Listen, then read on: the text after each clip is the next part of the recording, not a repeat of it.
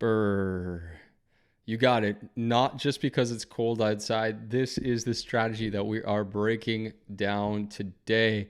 Really fun episode. It's going back to the basics today. We're going to break down a concept in real estate investing, which a lot of people have been hearing about lately and talking about lately, but maybe don't fully understand. So our goal here today to this episode is to break down to you the buy, renovate, refinance, rent, and repeat strategy that has been gaining more and more popularity. Our goal today in this episode is to break it down high level so you guys get a basic understanding as to what works, what to look for, and some basic tips and tricks. We hope you guys love the episode as always. And if you are, make sure to leave us that 5-star review, share us, tag us. We now have an Instagram account for the YVR REMO Show. Again, that's at YVR REMO Show on Instagram. So check us out, follow us there for lots more snippets and tips and tricks from the podcast. As always, we have a 5-star review of the week, and we appreciate your 5-star reviews. So if you can please leave us that 5-star review, that's the only thing that we ask for giving out this awesome information. This week's review comes from Travis177. That's Travis with a Z. So Travis says, it's tons of great information, lots of really good, insightful stuff in this podcast. If you operate a real estate business in BC, or even if you are from somewhere else, you'll find value. Keep it up, guys. Thank you very much, Travis177. Very thankful for your review. And if you guys are loving the show, make sure to leave a review. As always, this episode is presented by myself and the partners here at Thrive Mortgage Co. Our goal and our mission is to help homeowners create wealth through real estate. And we want to make sure to educate you so that you guys have the absolute most success in doing so. Best way to reach out to us is to follow us on Instagram at YVR REMO Show, at Thrive Mortgage Co. Send us a direct message, give us a phone call, check out our website, whatever the heck you want to do. Let's make money together. Anyhow, let's get right into the show. I hope you guys enjoyed this one.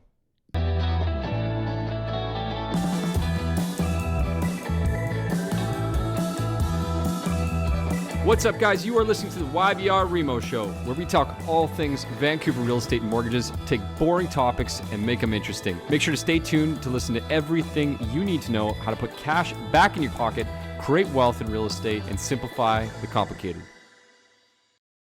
We're live. We're back at it again for another fantastic episode. Today, last week was fun. We did rapid fire, this versus that, a whole lot of content. It was a 40-minute packed episode. So today, because we're getting close to Christmas now, we want to make sure to give you guys a little bit of a break, come down, and we're just going to explain a concept, very high level today. So it's more of a high level introduction more than anything else on a concept that does come up, and it has been coming up more recently in the last little while. In fact, we actually had a guest come on our show in the summertime who does this, maybe not with their own money, but with someone else's money. Anyways, I've got the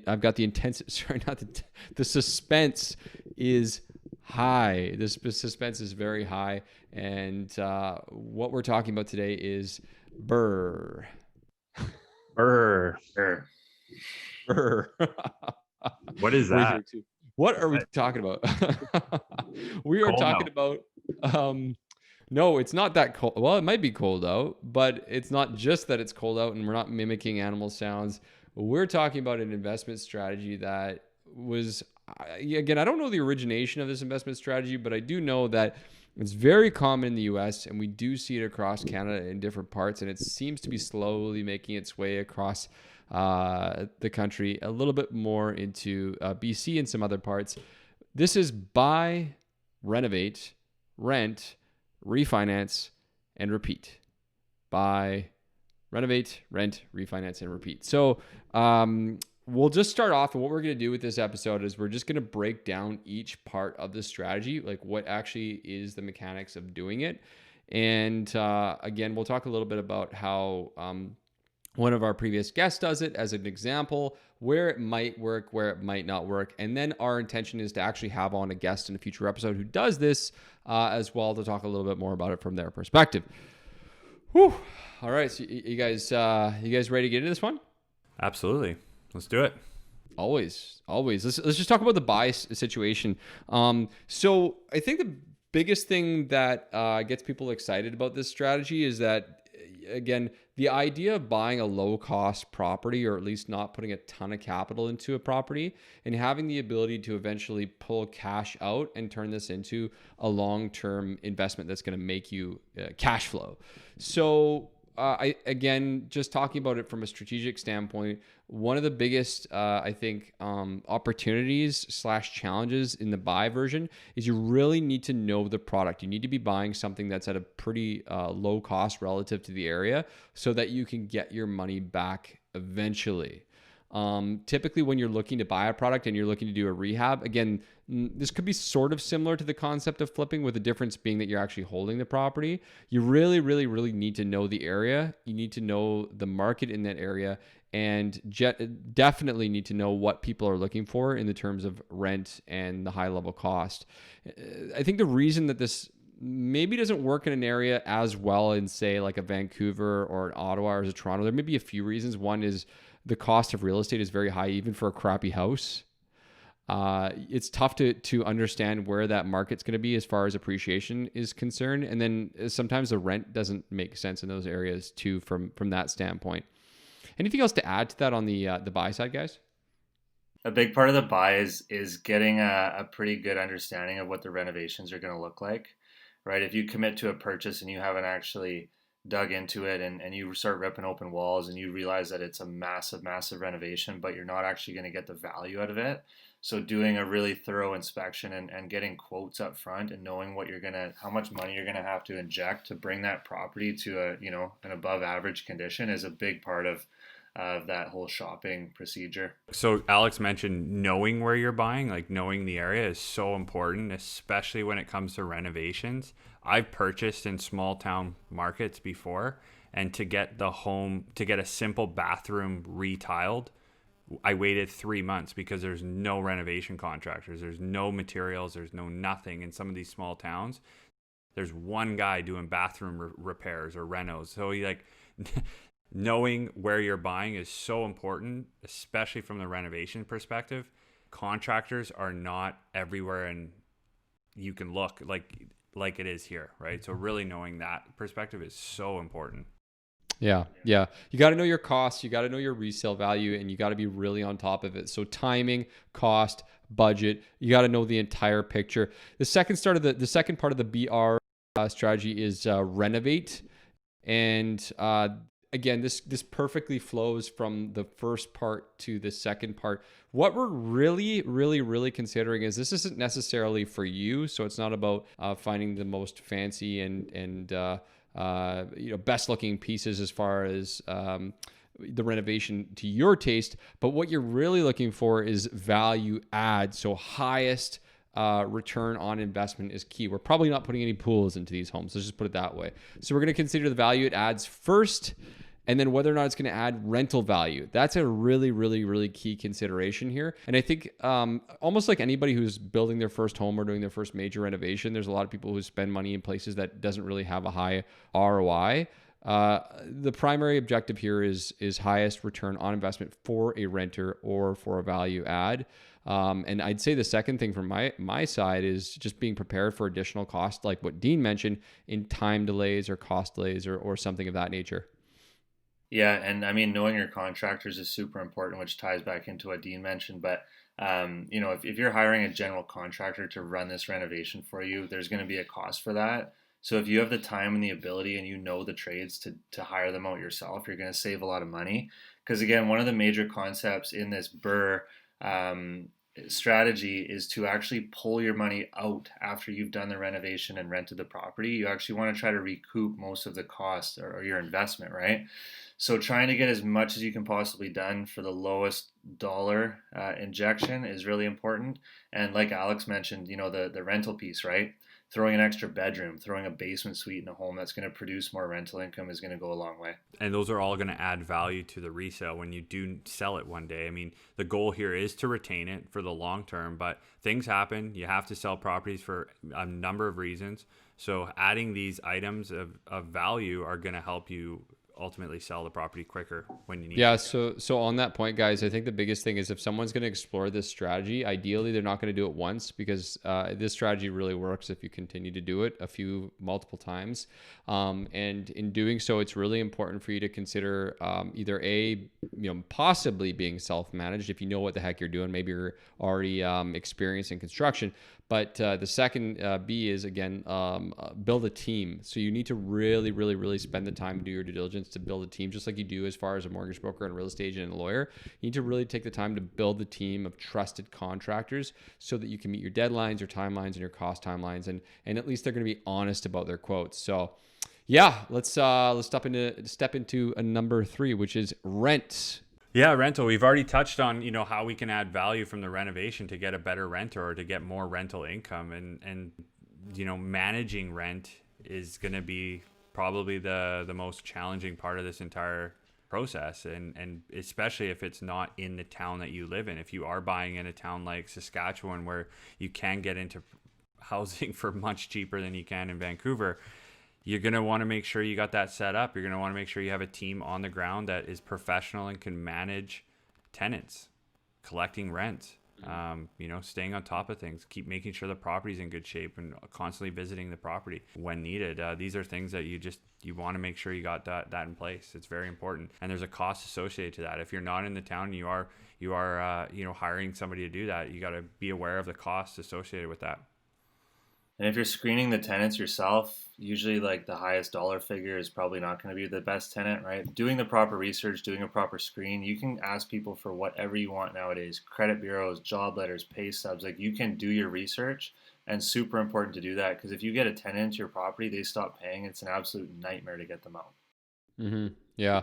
No, those are all really good points, guys. And going back to that part about the renovation, I think at the end of the day, if you're doing this correctly, and I imagine after you've done this a few times at this point, you're actually renovating a property for a particular type of tenant, to be clear, and a specific type of person that you're looking for in that area. So then do it when you do your due diligence and looking for the actual tenant, you're putting yourself in a position to succeed because you already know what your target audience is. And generally speaking, when you're buying and you're doing this strategy, you should have already planned this out and laid this out in advance. Few key considerations when you're renting out a property is, a lot of people don't really know this, is you can find there's a few different types of services that property managers can provide, and we can connect you with someone depending on where you're located.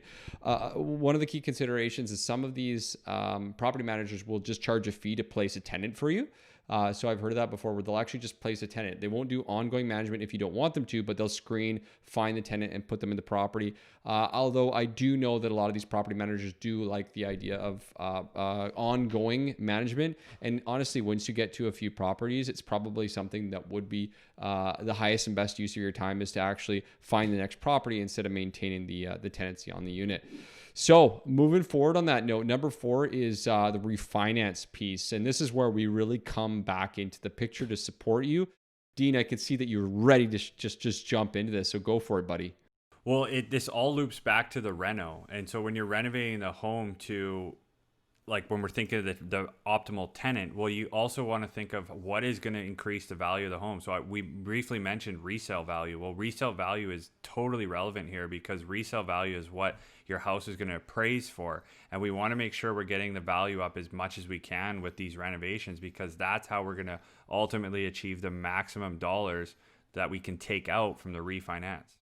Yeah, and looping all the way back to the very beginning of this strategy, the buy, right? So there's typically going to be financing involved at that point as well. So you actually secured a mortgage to purchase a property, whether you did 20% down or whatever. So you want to make sure that when you're getting that initial mortgage, it's a product that is going to have a minimal penalty, right? Because you're refinancing usually 90 to 120 days after.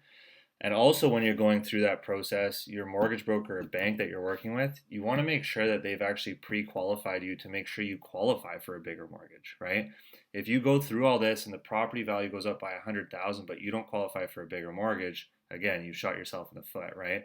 So planning from the beginning is really important, and getting into strategies and products from here for this refinance.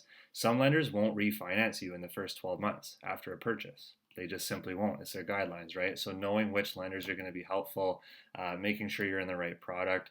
Because if you're going to continue to do this, I'm sure another refinance is going to come up down the road, and you want to make sure that you're probably in a variable with minimal cost to get out of that loan. You know what? That's a good point, and I want to add, like, so again, this is where that whole team approach comes in on the refinancing side, and knowing what you're doing up front. While no one can guarantee specifically what a valuation would be, the appraiser, who we've talked about in the past, is going to be massively impactful in this scenario. Yeah, appraiser's not going to make up a number out of nowhere, but if they understand the area really well and they know specifically what you've done and the work that's gone into the property and the whole 9 yards, then they can, generally speaking, make a good case that your property value has gone up by a certain percentage or a certain dollar amount. Case in point, Deryk and Dean, we were just talking about a gentleman we know who recently did this on the island. And again, he basically did all these key steps that we're looking at right now over the course of what was his project timeline? About 6 months or 4 months? Yeah, probably about 4 months. Yep. And put in, I think I can recall, it was a 20% down payment, something of that nature. 20% down, and then I think it was 50, 60,000 in renovations. Property appraised much higher. Obviously, the market's helped with that. The market's been absolutely nuts. But the property appraised much higher, and he pulled pretty much every single penny that he invested back out. Yeah, And he's pretty cool cash stuff. flowing, cash So flowing.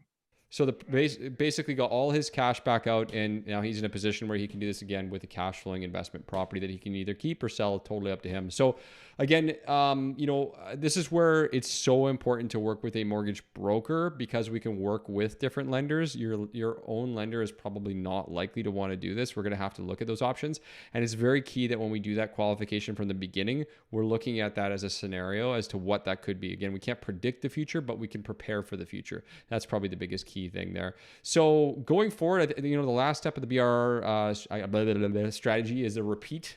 The repeat is the idea of refinancing this and doing this all over again, because you got some of your cash back. If you're going to go down this road and you're going to look at this strategy, I think a few key things to consider here, over and above what we said, is that there are people there, and we have had people on our show that do this for a living. So they'll take you as a qualifying member, they'll take your money, and they'll actually just do the work, and they'll take a fee or a cost or a portion. Does that make sense?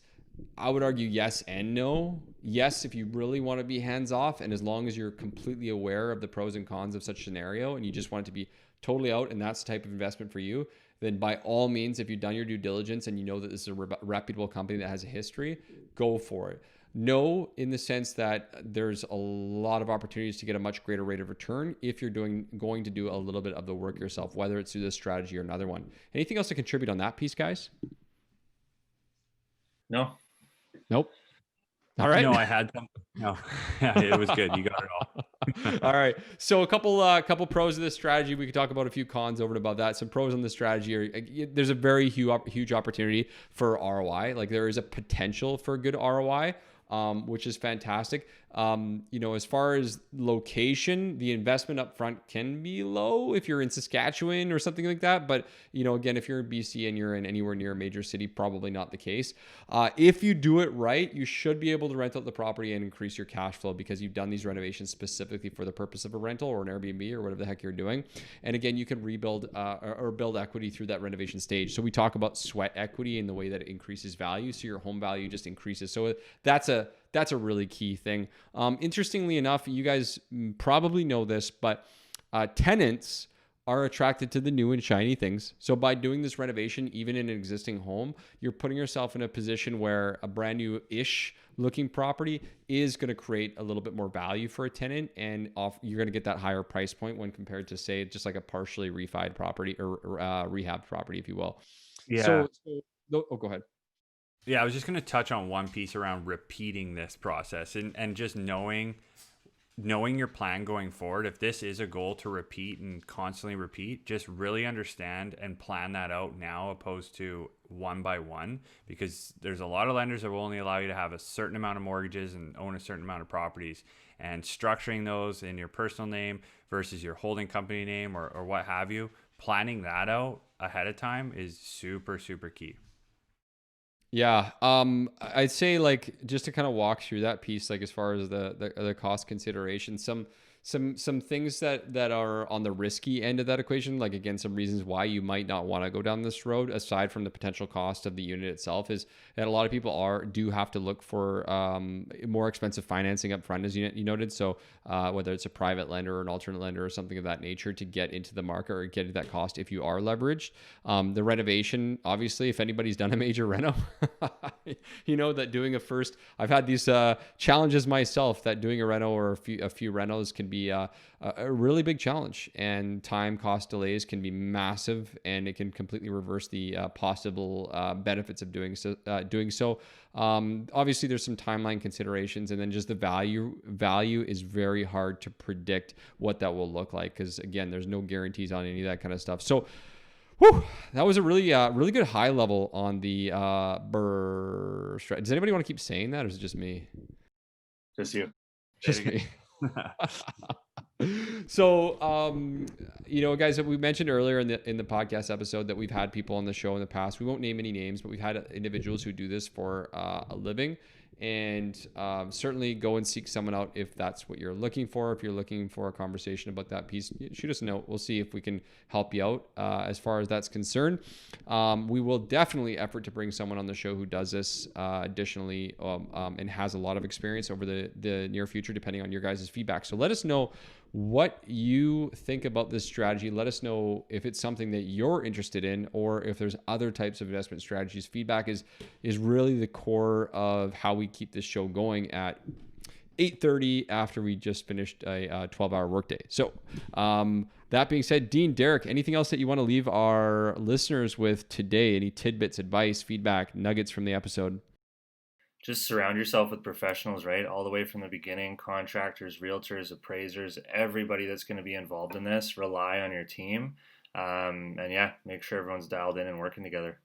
Yeah, I just add, if you're not experienced in this space but you want to learn more, there's so many books and education resources out there around this program and just real estate investing in general. So I would just continue to educate yourself and learn more. Absolutely. Yeah, we are not a real estate investment company. We are a mortgage brokerage company focused on helping people create wealth through real estate. With that being said, if you are interested in becoming a client of ours, certainly we would love to hear from you. And there are a number of different ways to reach out. Best way is probably just to reach out, go through our website, click on fill out the form, and you'll get a text and email. We'll organize a time and have a little bit of a consultation to understand your situation. So whether it's buying a new home, upgrading to another home, restructuring your existing mortgage, or looking to figure out if you can buy your second property, we have a lot of things that we can do to assist you and help you out. By the way, before you leave us today, make sure to leave us that 5-star review, because that's what keeps us going. That is our caffeine. It is our caffeine that keeps us rocking and rolling here, guys. So again, we're hoping you're loving this show. Thanks very much for tuning in. And from myself, Alex, Dean, and Deryk, we appreciate y'all.